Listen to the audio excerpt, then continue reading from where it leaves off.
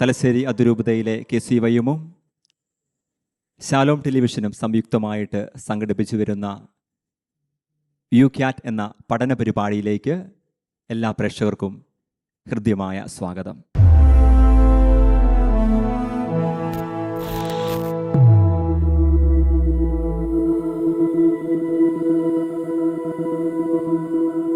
ഇന്നത്തെ ഈ പഠന പരിപാടിയിൽ നമ്മളോടൊപ്പം നമ്മുടെ സംശയങ്ങൾക്ക് ഉത്തരങ്ങൾ നൽകാനായിട്ട് നമ്മോടൊപ്പമായിരിക്കുന്നത് തലശ്ശേരി അതിരൂപതയുടെ മെത്രാപ്പൊലീത്ത മാർ ജോസഫ് പാമ്പ്ളാനി പിതാവാണ്. പിതാവിനെ ഏറെ സ്നേഹത്തോടെ ഈ പരിപാടിയിലേക്ക് സ്വാഗതം ചെയ്യുന്നു.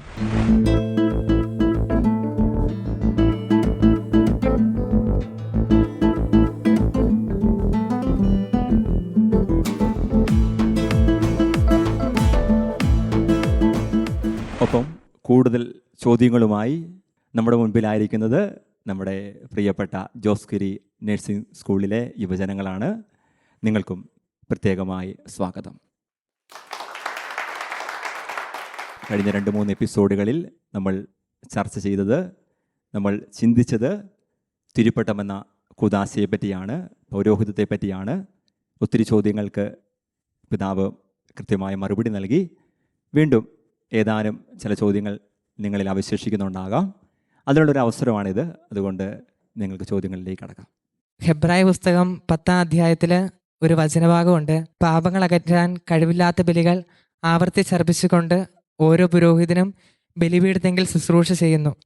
അപ്പം ഇത് പൗരോഹിത്യത്തെ അല്ലെ അതിൻ്റെ വിലയെ കുറച്ച് കാണുകയാണോ ചെയ്യുന്നത്? ഡിയോണിൻ്റെ ചോദ്യം ഹെബ്രായ ലേഖനത്തിൽ നിന്നുള്ള ഒരു വചനം ഉദ്ധരിച്ചുകൊണ്ടാണ്. അത് പഴയ നിയമ പൗരോഹിത്യത്തെക്കുറിച്ചുള്ള ഒരു വിലയിരുത്തലാണ് അവിടെ അവതരിപ്പിക്കുന്നത്. അതായത് പാപങ്ങൾ പരിഹരിക്കാൻ കഴിവില്ലാത്ത ബലിപീഠത്തിങ്കിൽ ആവർത്തിച്ച് അർപ്പിച്ചുകൊണ്ട് അവർ കഴിഞ്ഞു എന്ന് പറയുന്നത് പഴയ നിയമത്തിലെ അഹറോൻ്റെ ലേവ്യ പൗരോഹിത്യ ശുശ്രൂഷയെക്കുറിച്ചുള്ള ഒരു പദപ്രയോഗമാണ്. വാസ്തവത്തിൽ ആ ഒരു പൗരോഹിത്യം മനുഷ്യന് രക്ഷ നൽകാൻ കഴിവില്ലാത്ത പൗരോഹിത്യമായിരുന്നു പഴയ നിയമത്തിൽ. അവരെ കുഞ്ഞാടുകളെ കൊണ്ടുവന്ന് കഴുത്തറുത്ത് കൊന്നു, കാളക്കുടങ്ങളെ കൊണ്ടുവന്ന് കൊന്നു, ചങ്ങാലികളെ കൊണ്ടുവന്ന് കഴുത്ത് അറുത്ത് അവയുടെ രക്തം ബലിപീഠത്തിലൊഴുക്കി. പക്ഷേ മൃഗങ്ങൾക്കോ പക്ഷികളുടെയോ രക്തത്തിന് ഒരിക്കലും മനുഷ്യനെ രക്ഷിക്കാൻ കഴിവില്ല. മനുഷ്യനെ രക്ഷിക്കാൻ കഴിവുള്ള ഒരേ ഒരു ബലി, അത് കാൽവരിയിൽ നമ്മുടെ കർത്താവ് ഈശോ മിശിഹ അർപ്പിച്ച ബലിയാണ്. ആ ബലി ലോകത്തിൻ്റെ അവസാനത്തോളം തുടരാൻ മിശിഹ പൗരോഹിത്യം സ്ഥാപിച്ചു. വാസ്തവത്തിൽ പുരോഹിതൻ അവിടെ പ്രത്യേകിച്ച് രക്തബലിയൊന്നും അർപ്പിക്കുന്നില്ല. പുരോഹിതൻ സഭ നിർദ്ദേശിച്ചിരിക്കുന്ന കർമ്മക്രമങ്ങൾ അനുധാവനം ചെയ്യുന്നത് മാത്രമേ ഉള്ളൂ. അതേസമയം ഒരേ ഒരു ബലിയേ ഉള്ളൂ, എന്നേക്കുമായി മനുഷ്യകുലത്തിൻ്റെ രക്ഷയ്ക്ക് വേണ്ടി അർപ്പിക്കപ്പെട്ട ബലി. അത് ഏകവും പരിശുദ്ധവുമായ ബലിയാണ്. ആ ബലി ക്രിസ്തുവിൻ്റെ കുരിശിലെ ബലിയാണ്. ആ കുരിശിലെ ബലി ഈ കാലഘട്ടത്തിൽ അനുസ്മരിക്കുകയും അനുഷ്ഠിക്കുകയും ചെയ്യുന്നതാണ് അൾത്താരയിലെ വൈദികരുടെ പരിശുദ്ധ കുർബാന എന്ന് പറയുക. അതുകൊണ്ട് നമ്മൾ മനസ്സിലാക്കേണ്ടത് വേറെ പുതിയ ബലി ഇവിടെ ഇല്ല. ഇവിടത്തെ ബലി എന്ന് പറയുന്നത് പൂർണ്ണമായും കുരിശിൽ ഈശോ അർപ്പിച്ച ആ ബലിയുടെ ആവർത്തനമാണ്, പുനരാവിഷ്കാരമാണ്. വെറും ഒരു ഓർമ്മിക്കൽ മാത്രമല്ല, അത് അനുസ്മരിക്കുന്നതോടൊപ്പം ഇന്നും ജീവിക്കുന്ന യാഥാർത്ഥ്യമായി അതിനെ അനുഷ്ഠിക്കുകയും ചെയ്യുകയാണ്. ബലി അർപ്പിക്കുന്നത് പുരോഹിതൻ്റെ കർമ്മങ്ങളിലൂടെയാണെങ്കിലും യഥാർത്ഥത്തിൽ അവിടുത്തെ ബലിയർപ്പകൻ ആരാണ്? മിശിഹായാണ്, ക്രിസ്തുവാണ്. അവനാണ് ബലിയർപ്പിച്ചത്. അതുകൊണ്ട് ഹെബ്രായ ലേഖന കർത്താവ് പറയുന്നത് പുതിയ നിയമ പൗരോഹിത്യത്തെ സംബന്ധിച്ച് ബാധകമല്ല. പുതിയ നിയമത്തിൽ ഒരേ ഒരു പുരോഹിതനേ ഉള്ളൂ, അത് ദൈവപുത്രനായ ഈശോ മിശിഹായാണ്. അവൻ്റെ പൗരോഹിത്യത്തിൽ പങ്കുചേർന്നുകൊണ്ടാണ് അഭിഷിക്തരായ പുരോഹിതർ ബലിയർപ്പിക്കുന്നത്. അവർ ശുശ്രൂഷ ചെയ്യുമ്പോഴും ഈശോ എന്ന വ്യക്തിയെ പ്രതിനിധീകരിച്ചുകൊണ്ടാണ് അവരത് ചെയ്യുന്നു. ഇൻ പെർസോണ ക്രിസ്തി എന്നാണ് ദൈവശാസ്ത്രത്തിൽ അതിനെ ഉപയോഗിക്കുന്ന വാക്ക്. ക്രിസ്തു മിശിഹ എന്ന വ്യക്തിയുടെ സ്ഥാനത്ത് നിന്നുകൊണ്ടാണ് ആ ശുശ്രൂഷ അവർ നിർവഹിക്കുക. അതുകൊണ്ട് തന്നെ ഇത് പാപങ്ങൾ മോചിക്കാൻ കഴിവില്ലാത്ത ബലിയുടെ ആവർത്തനമല്ല, പാപം സത്യമായും മോചിച്ച ഈശോയുടെ യഥാർത്ഥ ബലിയുടെ സജീവമായ അനുഷ്ഠാനമാണ് ബലിവേദിയിൽ സംഭവിക്കുന്നത് എന്ന് നമ്മൾ തിരിച്ചറിയും. താങ്ക് യു പിതാ. പിതാവെ, ഉള്ളിൽ ഒത്തിരി സങ്കടങ്ങൾ ഉണ്ടായ കുറേ സംഭവങ്ങളിൽ നിന്ന് വന്നൊരു ചോദ്യമാണിത്. ഈ കഴിഞ്ഞ കാലഘട്ടങ്ങളിൽ നമ്മൾ കേൾക്കുന്ന ഒത്തിരിയേറെ വാർത്തകളുണ്ട്. അപ്പോൾ ആ വാർത്തകളെ അടിസ്ഥാനമാക്കിയിട്ട് ഈ ചോദ്യം ചോദിക്കാനാണ് ഞാൻ ആഗ്രഹിക്കുന്നത്. പുരോഹിതന്മാരും മെത്രാന്മാരും വിവാഹം കഴിക്കരുത് എന്ന് സഭ നിർദ്ദേശിക്കുന്നുണ്ട്. പക്ഷേ ഇപ്പോൾ ഇന്നത്തെ കാലഘട്ടത്തിൽ നടക്കുന്ന ഒത്തിരിയേറെ പ്രശ്നങ്ങൾക്ക് പരിഹാരമായിട്ട് വിവാഹം എന്ന കൂദാശ അവരിലേക്ക് ഉൾപ്പെടുത്തിയിട്ടുണ്ടെങ്കിൽ ഈ പ്രശ്നങ്ങൾക്കൊരു പരിഹാരമാകാൻ സാധിക്കുമോ? യെസ്. എന്നാണ് മോളുടെ പേര്?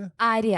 ആര്യയുടെ ചോദ്യം, വൈദികരെ കുറിച്ച് കുറേ പ്രശ്നങ്ങൾ കേൾക്കുന്നുണ്ട് എന്നുള്ളത് സത്യമാണ്. ആ പ്രശ്നങ്ങൾക്ക് വിവാഹം ഒരു പരിഹാരമാകുമായിരുന്നുവെങ്കിൽ വിവാഹിതരായ മനുഷ്യരെ കുറിച്ച് ഒരു പരാതിയും കേൾക്കാൻ പാടില്ല, അല്ലേ?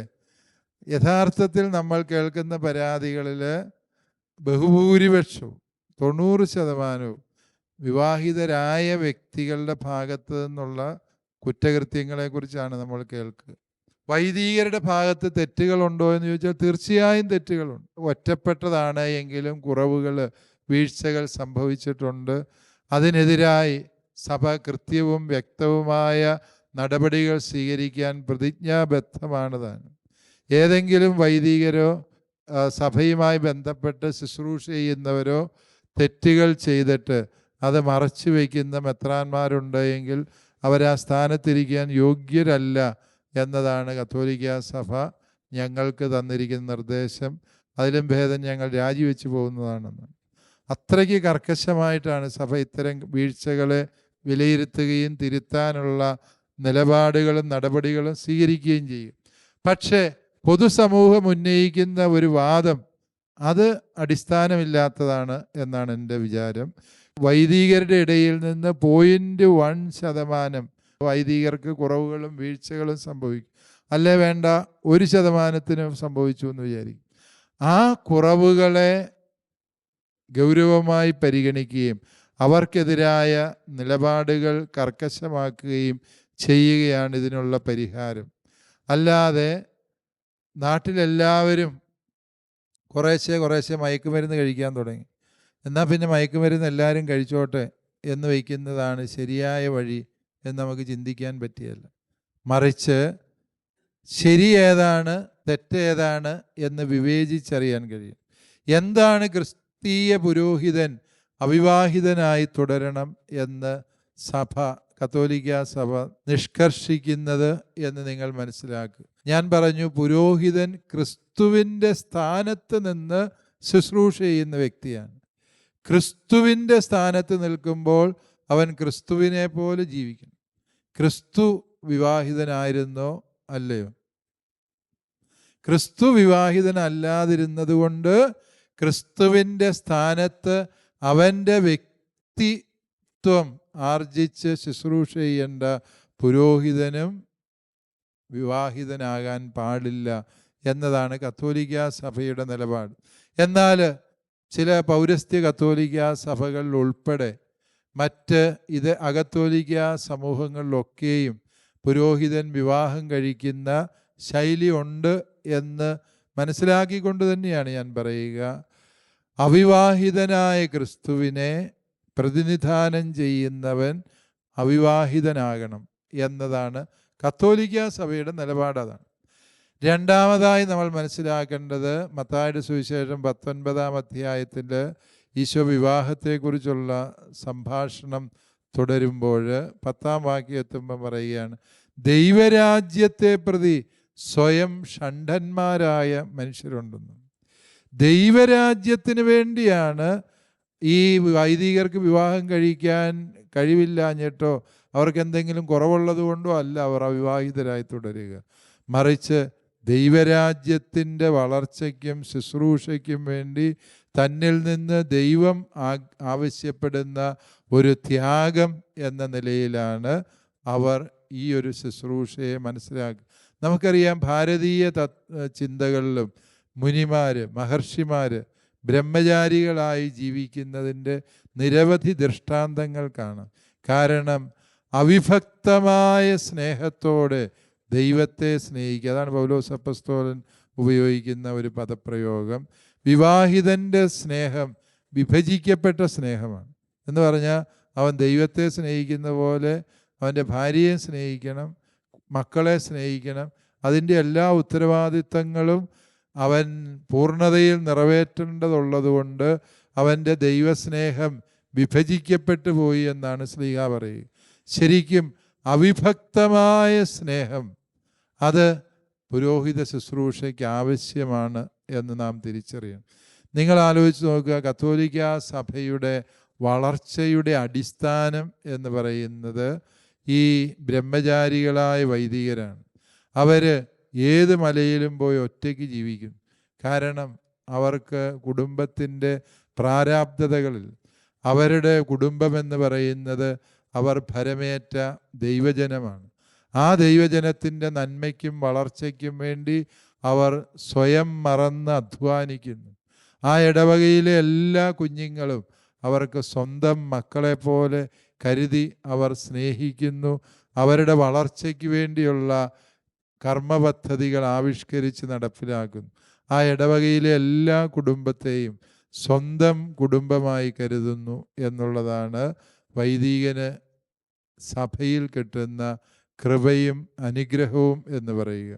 ഈ അവിവാഹിതരായി ജീവിക്കുമ്പോൾ പ്രലോഭനങ്ങളും പ്രതിസന്ധികളുമൊക്കെ ഈ കാലഘട്ടത്തിൽ മറ്റ് കാലഘട്ടത്തേക്കാൾ കൂടുതലായി വൈദികർക്കിടയിൽ ഉണ്ടാകുന്നുണ്ട് എന്നുള്ളത് ഞാൻ സമ്മതിക്കുന്നു. അതാണ് ആര്യ സൂചിപ്പിച്ചതുപോലെ പല രീതിയിലുള്ള പ്രശ്നങ്ങളും ഈ വൈദികരെക്കുറിച്ചുള്ള അവരുടെ കുറവുകളെക്കുറിച്ച്, വീഴ്ചകളെക്കുറിച്ച്, അവർ ചെയ്ത തെറ്റുകളെക്കുറിച്ച് ഒക്കെ നമ്മൾ സോഷ്യൽ മീഡിയയിലും മുഖ്യധാര മാധ്യമങ്ങളിൽ ഉൾപ്പെടെ കേൾക്കുമ്പോൾ അതിനുള്ള പരിഹാരം അവരെ വിവാഹം കഴിപ്പിക്കുന്നതാണ് എന്ന് നമ്മൾ ധരിച്ചു വശാകരുത്. വിവാഹം കഴിപ്പിച്ചാൽ മനുഷ്യൻ്റെ ഇത്തരം പ്രശ്നങ്ങൾ തീരുമായിരുന്നെങ്കിൽ വിവാഹിതരുടെ ഇടയിൽ ഇത്തരം പ്രശ്നങ്ങളൊന്നും ഉണ്ടാകാൻ പാടില്ലാത്തവരും. പക്ഷെ അതങ്ങനെയല്ല എന്ന് നിങ്ങൾക്കറിയാം.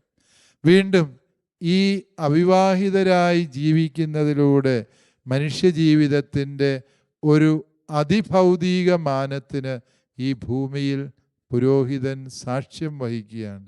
വിവാഹം കഴിക്കുകയോ കഴിപ്പിക്കുകയോ ചെയ്യാത്ത സ്വർഗരാജ്യത്തിൻ്റെ ഈ ഭൂമിയിലെ ചൂണ്ടുവലകയായി പുരോഹിതൻ്റെ ബ്രഹ്മചര്യം നിലകൊള്ളുന്നു എന്നാണ് സഭാപിതാക്കന്മാർ നമ്മളെ പഠിപ്പിക്കുക. അതുകൊണ്ട് പൗരോഹിത്യ ബ്രഹ്മചര്യം പരിശുദ്ധ കത്തോലിക്ക സഭയുടെ ഏറ്റവും കൃപയാർന്ന നിധിയാണ്. ഇതര സഭകളിലെ വിവാഹിതരായ പുരോഹിതന്മാരെ വില കുറച്ച് കണ്ടുകൊണ്ടല്ല പറയുക. തീർച്ചയായും അവർ കുടുംബജീവിതവും പൗരോഹിത്യവും ഒരുമിച്ച് നയിക്കുന്നതിലെ ബുദ്ധിമുട്ടുകൾ, പ്രയാസങ്ങൾ അവരനുഭവിക്കുന്നുണ്ട്. അതൊന്നും ഞാൻ വില കുറച്ച് കാണുന്നല്ല. അവരെ ദൈവം വിളിച്ചത് അപ്രകാരം ഒരു പുരോഹിത ശുശ്രൂഷയ്ക്കാണ്. അതേസമയം കത്തോലിക്ക പുരോഹിതനെ വിളിച്ചത് ബ്രഹ്മചാരിയായ പുരോഹിതനാകാൻ വേണ്ടിയാണ് എന്നതോർക്കുക. ഈ അകത്തോലിക്ക സഭകളിൽ പോലും പൗരോഹിത്യത്തിൻ്റെ പൂർണ്ണതയായ മെത്രാൻ പട്ടം സ്വീകരിക്കുന്ന വ്യക്തി ബ്രഹ്മചാരി ആയിരിക്കണം എന്ന് നിർബന്ധമുണ്ട്. അതുപോലെ തന്നെ പൗരോഹിത്യം സ്വീകരിച്ചു കഴിഞ്ഞല്ല അവർ വിവാഹം ചെയ്യുക, വിവാഹിതരാണ് പൗരോഹിത്യം സ്വീകരിക്കുന്നത് എന്നുള്ള വ്യത്യാസവും അകത്തോലിക്ക സഭകൾ പുലർത്തുന്നുണ്ട് എന്നുള്ളത് നാം തിരിച്ചറിയണം. അപ്പോൾ പിതാവെ, ഞാനൊന്ന് ചോദിച്ചോട്ടെ, സഭാ സമൂഹത്തെ വിശ്വാസത്തിൽ നയിക്കേണ്ട പുരോഹിത ശ്രേഷ്ഠരിൽ നിന്ന് എന്തെങ്കിലും തരത്തിലുള്ള ഒരു വിട്ടുവീഴ്ച, എന്തെങ്കിലും ഒരു ചെറിയൊരു വിട്ടുവീഴ്ച ഉണ്ടായാൽ അവരോടുള്ള സഭയുടെ സമീപനം എങ്ങനെയായിരിക്കും?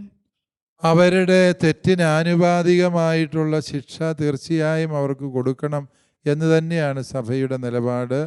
തെറ്റുകളും കുറവുകളും ഒന്നും മറച്ചു പിടിക്കുകയോ അതുവഴി ആ തെറ്റിനെ ന്യായീകരിക്കുന്ന പ്രവണത ഉണ്ടാവുകയോ ചെയ്യാൻ പാടില്ല. ഏതെങ്കിലും തരത്തിലുള്ള സ്വഭാവ വൈകല്യമുള്ള പുരോഹിതരെ പ്രസ്തുത ശുശ്രൂഷയിൽ നിന്ന് കൃത്യസമയത്ത് തന്നെ മാറ്റി നിർത്തിയില്ല എങ്കിൽ അവരാ വൈകല്യം പുതിയ സ്ഥലങ്ങളിലും ആവർത്തിക്കപ്പെടും എന്നുള്ളതുകൊണ്ട് അത്തരം വൈകല്യങ്ങളുള്ളവരെ കൃത്യമായി പരിശോധിക്കുകയും യഥാസമയം നടപടികൾ സ്വീകരിക്കുകയും ചെയ്യണം എന്ന് തന്നെയാണ് സഭയുടെ നിലപാട്. പലപ്പോഴും ആളുകൾ പറഞ്ഞുണ്ടാക്കുന്ന ആരോപണങ്ങളുടെ പേരിൽ നടപടിയെടുക്കുന്നില്ല എന്ന് പറഞ്ഞ് വഴക്കുകൂടുന്നത് ഞാൻ ശ്രദ്ധിച്ചിട്ടുണ്ട്. പക്ഷേ ആരോപണങ്ങൾ മാത്രമാണ്. അതിൻ്റെ സത്യാവസ്ഥ വെളിപ്പെടുന്നത് വരെയും ഒരാളെ കുറ്റക്കാരനായി കരുതി ശിക്ഷിക്കാൻ നമുക്ക് നിയമമില്ല. പുരോഹിതനാണെങ്കിൽ അദ്ദേഹം മനുഷ്യനാണ്. ഒരു മനുഷ്യനുള്ള സ്വാഭാവികമായ നീതിക്കുള്ള അവകാശങ്ങൾ അദ്ദേഹത്തിനുമുണ്ട്. അതുകൊണ്ട് ആരെങ്കിലും സോഷ്യൽ മീഡിയയിൽ എന്തെങ്കിലും ഒരു ആരോപണം ഉന്നയിച്ചാൽ ഉടനെ ഒരാളുടെ പൗരോഹിത്യ പദവി അദ്ദേഹത്തിന് നിഷേധിക്കണം എന്ന് പറയുന്നത് അടിസ്ഥാനമില്ലാത്ത നിലപാടാണ്. പക്ഷേ യഥാർത്ഥത്തിൽ അന്വേഷണത്തിലൂടെ തെറ്റുകാരാണ് എങ്കിൽ അതിനെതിരായ നടപടികൾ ഉണ്ടാകും. സഭയുടെ ഇപ്പോഴത്തെ നിലപാടനുസരിച്ച് അതിനുവേണ്ടി കൃത്യമായ സമിതികൾ എല്ലാ രൂപതകളിലും ഉണ്ട്. അൽമായരായ വക്കീലന്മാർ ഉൾപ്പെടുന്ന ഏതെങ്കിലും സ്ത്രീകളുമായി ബന്ധപ്പെട്ട വിഷയമാണെങ്കിൽ വനിതകളും അതുപോലെ വനിതാ വക്കീലന്മാർ ഉൾപ്പെടുന്ന സേഫ് എൻവയൺമെൻറ്റ് കമ്മിറ്റികൾ എല്ലാ രൂപതകളിലുമുണ്ട്. ആ രൂപതകളിൽ ഇത്തരം പരാതികൾ വന്നാൽ ആ സമിതികൾ അന്വേഷിച്ച് റിപ്പോർട്ട് മെത്രാന് നൽകുകയും അതിനനുസരിച്ചുള്ള നടപടികൾ സ്വീകരിക്കുകയും ചെയ്യുന്ന നിലപാടാണ് ഇപ്പോഴുള്ളത്. ഇതിനകത്ത് ക്രിമിനൽ കുറ്റം ഉൾപ്പെടുന്ന വിഷയങ്ങളാണ്, ഉദാഹരണമായിട്ട് പോക്സോ വിഷയങ്ങളിൽ പെടുന്നതാണ്, അല്ലെങ്കിൽ സ്ത്രീകളോട് അപമര്യാദയായി പെരുമാറുന്ന ക്രിമിനൽ കുറ്റമുള്ളതാണ് എങ്കിൽ തീർച്ചയായും ഈ രാജ്യത്തിൻ്റെ നിയമം അനുശാസിക്കുന്ന രീതിയിലുള്ള നടപടികൾക്ക് വൈദികൻ വിധേയനാകണം എന്ന് തന്നെയാണ് സഭയുടെ കൃത്യമായ നിലപാട് എന്നുകൂടി നിങ്ങൾ തിരിച്ചറിയും. അപ്പം എൻ്റെ ഒരു ചോദ്യം ഇതാണ്, ഒരു പുരോഹിതന് വേണ്ടി സാധാരണ ജനങ്ങൾ എന്തൊക്കെയാണ് ചെയ്യേണ്ടത്? ഒരു പുരോഹിതന് വേണ്ടി സാധാരണ ജനങ്ങൾ എന്തൊക്കെയാണ് ചെയ്യേണ്ടത് എന്ന് ചോദിച്ചാൽ, ഒന്നാമതായി ആ പുരോഹിതനെ സ്നേഹിക്കുക. എല്ലാവരും കല്ലെറിയാനും സംശയത്തിൻ്റെ ദൃഷ്ടിയോടെ വീക്ഷിക്കാനും വ്യഗ്രതപ്പെടുന്ന ഒരു ലോകത്ത് പുരോഹിതന്മാർ ഒറ്റപ്പെട്ടു പോകാനും തെറ്റിദ്ധരിക്കപ്പെടാനും ഒത്തിരി സാധ്യതകളുണ്ട്. അവരും മനുഷ്യരാണ് എന്നുള്ള ചിന്ത നമുക്കെല്ലാവർക്കും ഉണ്ടാകണം. അതുകൊണ്ട് തന്നെ അവർ സാധാരണഗതിയിൽ വീട്ടിൽ കുടുംബജീവിതം നയിക്കുന്ന ഒരാളെ കുറ്റം പറഞ്ഞാൽ, അപ്പനെ കുറ്റം പറഞ്ഞാൽ മക്കൾ ചോദിക്കുകയും ചെയ്യും, മക്കളെ കുറ്റം പറഞ്ഞാൽ മാതാപിതാക്കൾ ചോദിക്കും. അതൊന്നുമില്ലാതെ നമുക്ക് വേണ്ടി ജീവിതം നയിക്കുന്ന വൈദികരെ കുറച്ചുകൂടി കരുതലോടെ കരുണയോടെ മനസ്സിലാക്കാനുള്ള ഒരു സ്നേഹം ദൈവജനത്തിൻ്റെ ഭാഗത്ത് നിന്നുണ്ടാകണം എന്നാണ് എനിക്ക് അതേക്കുറിച്ച് ഒന്നാമതായി പറയാനുള്ളത്. രണ്ടാമതായി നമുക്ക് ചെയ്യാവുന്ന ആ വ്യക്തികൾക്ക് വേണ്ടി പ്രാർത്ഥിക്കുക എന്നുള്ളത്. നമ്മുടെ വൈദികർ വിശുദ്ധരായി ജീവിക്കുവാൻ, അവർ പിശാചിൻ്റെ കെണികളിൽ പെട്ടുപോകാതിരിക്കാൻ നമ്മൾ പ്രാർത്ഥിക്കണം. വിശുദ്ധ കുർബാന കഴിയുമ്പോൾ വൈദികർക്ക് വേണ്ടി ഒരു പ്രാർത്ഥനയുണ്ട്. ആ പ്രാർത്ഥന മനസ്സിരുത്തി എല്ലാ വിശ്വാസികളും ചൊല്ലുന്നത് വളരെ നല്ലതാണ്. അത് വൈദികരെ ബലപ്പെടുത്തുന്ന ഒരു പ്രാർത്ഥനയാണ് എന്ന് ഞാൻ ഉറച്ചു വിശ്വസിക്കുന്നു. അതോടൊപ്പം തന്നെ വൈദികരുടെ കുറവുകൾ കാണുമ്പോൾ നമ്മൾ അവരോട് തന്നെ പറയുക. ആദ്യം അവരുടെ തന്നെ ശ്രദ്ധപ്പെടുത്താൻ ശ്രമിക്കുക. ഇപ്പോൾ ഉദാഹരണമായിട്ട് നേരിട്ട് ചെന്ന് പറയാൻ നമുക്ക് സാഹചര്യമില്ല, അതിനുള്ള എന്തെങ്കിലും തടസ്സങ്ങളുണ്ടെങ്കിൽ നിങ്ങൾക്കൊരു കത്തെഴുതാം. ഇന്ന വീഴ്ചകൾ അച്ഛൻ്റെ പ്രവർത്തനങ്ങളിൽ ഞങ്ങൾ കാണുന്നുണ്ട്, അത് ശ്രദ്ധിക്കുമല്ലോ, തിരുത്തുമല്ലോ എന്ന് പറഞ്ഞെഴുതി. അല്ലെങ്കിൽ ഈ രൂപതയിൽ ഒരു കംപ്ലൈൻറ്റ് ബോക്സ് ഇടവുകളിൽ വയ്ക്കുന്നതിനെക്കുറിച്ച് ഞങ്ങൾ ആലോചിച്ചിട്ടുണ്ട്. അതായത് ദൈവജനത്തിന് എന്തെങ്കിലും ആവശ്യങ്ങളോ പരാതികളോ ഉണ്ട് എങ്കിൽ അത് ആ ബോക്സിനകത്ത് എഴുതിയിടുക. വികാരിച്ചൻ അത് തുറക്കുകയും വായിക്കുകയും ചെയ്യുക. നിങ്ങളുടെ പേര് പോലും എഴുതണമെന്നില്ല. അപ്പോൾ ഇനി കൃത്യമായ മറുപടിയോ നിങ്ങൾക്ക് വ്യക്തിപരമായ ഒരു കാര്യം നടത്തി കിട്ടാനാണ് നിങ്ങളുടെ പേരെഴുതാതെ എന്താണെന്ന് അത് മനസ്സിലാക്കാൻ പറ്റിയല്ല. അതേസമയം പൊതുവായ ചില തിരുത്തലുകളാണ് ആ രീതിയിൽ എഴുതും. വൈദികരുടെ ശ്രദ്ധയിൽ ഈ കാര്യം പെടുത്തുക, അവരെക്കുറിച്ച് എന്തെങ്കിലുമുള്ള ദോഷങ്ങളുണ്ട് എങ്കിൽ അവരുടെ ഭാഗം പറയുന്നത് കേൾക്കാനുള്ള മനസ്സൂടെ കാണിക്കും. ഇന്ന കാരണത്താലാണ് ഇന്ന രീതിയിൽ ഞാൻ പ്രവർത്തിച്ചത് എന്ന് അവർക്ക് അവരുടേതായൊരു ഭാഗം പറയാനുണ്ട്. അത് പറയാൻ അവസരം കൊടുക്കാതെയുള്ള അക്രമങ്ങൾ സാമാന്യ നീതിയുടെ ലംഘനമാണ് എന്നുള്ളതുകൂടെ നമ്മൾ തിരിച്ചറിയേണ്ടതുണ്ട്. ഇനി വൈദികരെക്കുറിച്ച് നമ്മൾ പറഞ്ഞിട്ടും തിരുത്താത്ത കാര്യങ്ങളുണ്ടെങ്കിൽ സഭയിൽ ഉത്തരവാദപ്പെട്ടവരുടെ ശ്രദ്ധയിൽ അത് പെടുത്തുക. ആ വഴിക്ക് അദ്ദേഹത്തിന് ഗുരുതരമായ വീഴ്ചകളിൽ ചെന്നുപെടാതെ അദ്ദേഹത്തെ രക്ഷിച്ചെടുക്കാൻ നമുക്ക് സാധിക്കും എന്നുള്ളത് സത്യമാണ്. അതുപോലെ തന്നെ ഞാൻ നേരത്തെ സൂചിപ്പിച്ചതുപോലെ ഏതെങ്കിലും ക്രിമിനൽ കുറ്റങ്ങളാണ് ഇതുമായി ബന്ധപ്പെട്ട് സംഭവിക്കുന്നത് എങ്കിൽ ഈ രാജ്യത്തിൻ്റെ നിയമം അനുശാസിക്കുന്ന രീതിയിൽ ആ വിഷയത്തെ സമീപിക്കാനും എല്ലാവർക്കും അവകാശമുണ്ട് എന്നുള്ളതും സത്യമാണ്. ഇപ്പോൾ എന്തെങ്കിലും ഒരു കാരണം കൊണ്ട് ഇപ്പോൾ ഒരു വൈദികനെ പുറത്താക്കേണ്ട ഒരു കാരണം കൊണ്ട് അങ്ങനെ വന്നിട്ടുണ്ടെങ്കിൽ അതിന് സഭ എടുക്കുന്ന നടപടിക്രമങ്ങൾ എന്തായിരിക്കും? യെസ്, ദിയോൺ ചോദിച്ചത് ഒരു വൈദികനെ പുറത്താക്കുക എന്നതിനുള്ള നടപടിക്രമങ്ങൾ എന്താണ് എന്നുള്ളതാണ്. ആ നടപടിക്രമങ്ങളെക്കുറിച്ച് ചില കാര്യങ്ങൾ ഞാൻ ഇതിനോടകം തന്നെ പറഞ്ഞു കഴിഞ്ഞു. ഒരാളെക്കുറിച്ച് ഒരു പരാതി കിട്ടിയാൽ തീർച്ചയായും അത് സേഫ് എൻവയൺമെൻറ്റ് കമ്മിറ്റിയിൽ വിട്ട് അന്വേഷിക്കേണ്ട പരാതിയാണെങ്കിൽ ആ രീതിയിൽ ആ പരാതി നമ്മൾ പരിഗണിക്കും. അത് ഏതെങ്കിലും തരത്തിൽ എന്ത് പരാതിയാണ് എന്നുള്ളത് അനുസരിച്ചായിരിക്കും അതിനുള്ള നടപടി. ഇപ്പോൾ ഉദാഹരണമായിട്ട് നേരിട്ട് പോലീസിൽ റിപ്പോർട്ട് ചെയ്യേണ്ട കുറ്റകൃത്യങ്ങളുണ്ട്. നമ്മുടെ രാജ്യത്തെ നിയമം അനുസരിച്ച് പോക്സോ കേസുകൾ, കുട്ടികളുമായി ബന്ധപ്പെട്ട അതിക്രമങ്ങൾ എന്തെങ്കിലും ആണ് എങ്കിൽ തീർച്ചയായും അത് മറ്റാരും അന്വേഷിക്കുകയല്ല, അത് പോലീസ് സംവിധാനം വഴി ആണ് ആ അന്വേഷണം നടത്തേണ്ടത് എന്ന് നമുക്കറിയാം. അത് ആ രീതിയിലുള്ള അന്വേഷണത്തിലേക്ക് പോകുന്നു. അതുപോലെ തന്നെ ഈ കുറ്റകൃത്യങ്ങൾ, ക്രിമിനലായ കുറ്റകൃത്യങ്ങളെല്ലാം ആ രീതിയിൽ അന്വേഷിച്ച് വെളിപ്പെട്ട ശേഷം അതിനുള്ള നടപടികൾ സ്വീകരിക്കും.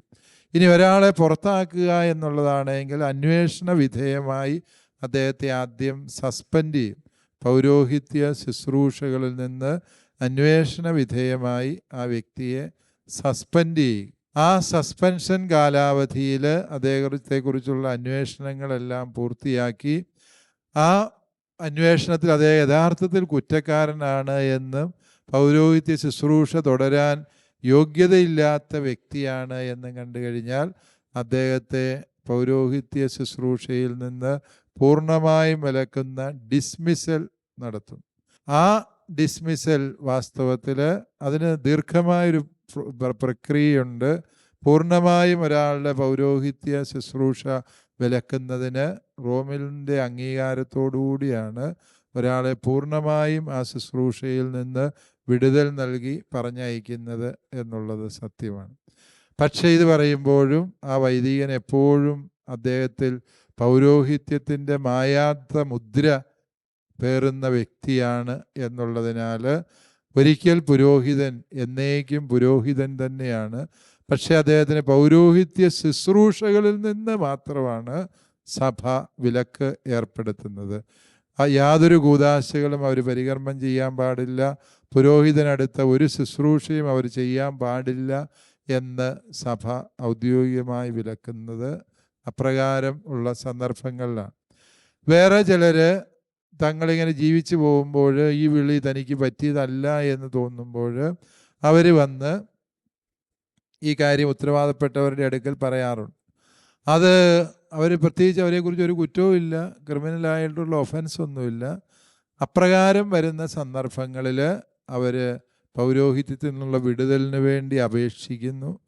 ആ അപേക്ഷ അവർ സമർപ്പിച്ച് കഴിയുമ്പം മുതൽ അവരെ എല്ലാ പൗരോഹിത്യ ശുശ്രൂഷകളിൽ നിന്നും മെത്രാൻ വിലക്കുന്നു. റോമിൽ നിന്ന് ആ വിടുതൽ ലഭിച്ചു കഴിയുന്നതോടെ അവർ പൗരോഹിത്യ ധർമാനുഷ്ഠാനങ്ങളിൽ നിന്ന് പൂർണ്ണമായും വിടുതൽ പ്രാപിക്കുന്നു. ഇങ്ങനെ പുരോഹിതനെ സഭയിൽ നിന്ന് പുറത്താക്കുക എന്ന് പറയുന്നത് ഇങ്ങനെ പല സന്ദർഭങ്ങളിൽ പല രീതിയിൽ അവർ പ്രവർത്തനങ്ങൾക്ക് ആനുപാതികമായ മാനദണ്ഡങ്ങൾ ഉപയോഗിച്ചുകൊണ്ടാണ് അത് നിറവേറ്റുന്നത്. താങ്ക് യു പിതാവ്. കഴിഞ്ഞ എപ്പിസോഡുകളിലൊക്കെ നമ്മൾ വളരെ ആഴത്തിൽ ചർച്ച ചെയ്തത് തിരുപ്പെട്ടമെന്ന കുദാശയെ പറ്റിയായിരുന്നു. പൗരോഹിത്യത്തിൻ്റെ ശ്രേഷ്ഠതയെ, മഹത്വത്തെ, അതിൻ്റെ മൂല്യത്തെ കുറച്ചുകൂടി മനസ്സിലാക്കാനായിട്ട്, ഉൾക്കൊള്ളാനായിട്ട് ഈ സംഭാഷണങ്ങൾ നിങ്ങളെ സഹായിച്ചുവെന്ന് ഞാൻ കരുതുകയാണ്. പ്രത്യേകമായിട്ട് ഒരുപക്ഷെ പൗരോഹിത്യത്തെ കൂടുതൽ മാനിക്കാനും ആദരിക്കാനും സ്നേഹിക്കാനും നിങ്ങൾക്ക് ഈ ഒരു സംഭാഷണം നിങ്ങളെ ഒരുപക്ഷെ പ്രചോദിപ്പിച്ചിട്ടുണ്ടാകാം. അപ്പോൾ ഈ അവസരത്തിൽ ഞാൻ പ്രത്യേകമായിട്ട് നമ്മളെ ഈ എപ്പിസോഡുകളിലൂടെ നമുക്ക് വളരെ ഫലപ്രദമായൊരു ചർച്ചയ്ക്ക് നമ്മളെ സഹായിച്ച, നമ്മുടെ സംശയങ്ങൾക്ക് കൃത്യമായ മറുപടികൾ നൽകിയ അഭിവന്ദ്യ പിതാവിന്, നമ്മുടെ മാർ ജോസഫ് പാമ്പ്ളാനി പിതാവിന് നമ്മുടെ എല്ലാവരുടെയും പേരിൽ പ്രത്യേകമായിട്ട് നന്ദി പറയുകയാണ്. ഒപ്പം ഈ കഴിഞ്ഞ കുറച്ച് എപ്പിസോഡുകളിൽ കൃത്യമായ ചോദ്യങ്ങളുമായിട്ട് പിതാവിൻ്റെ മുമ്പിലേക്ക് ഈ പഠന പരിപാടിയിലേക്ക് UCAT കടന്നു വന്നത് നമ്മുടെ ജോസ്ഗിരിയിലെ നേഴ്സിംഗ് കോളേജിലെ നമ്മുടെ കുട്ടികളാണ്. നിങ്ങൾക്കും പ്രത്യേകമായിട്ട് നന്ദി പറയുന്നു. വിശുദ്ധ ജോൺ മരിയ വിയാനി പുണ്യാളൻ പറയുന്നൊരു കാര്യമുണ്ട്. ഈശോയുടെ ഹൃദയത്തിൻ്റെ സ്നേഹമാണ് പൗരോഹിത്യം. പൗരോഹിത്യത്തെ കൂടുതൽ സ്നേഹിക്കാനും പുരോഹിതർക്ക് വേണ്ടി കൂടുതൽ ആത്മാർത്ഥമായിട്ട് പ്രാർത്ഥിക്കുവാനും നമുക്ക് പരിശ്രമിക്കാം.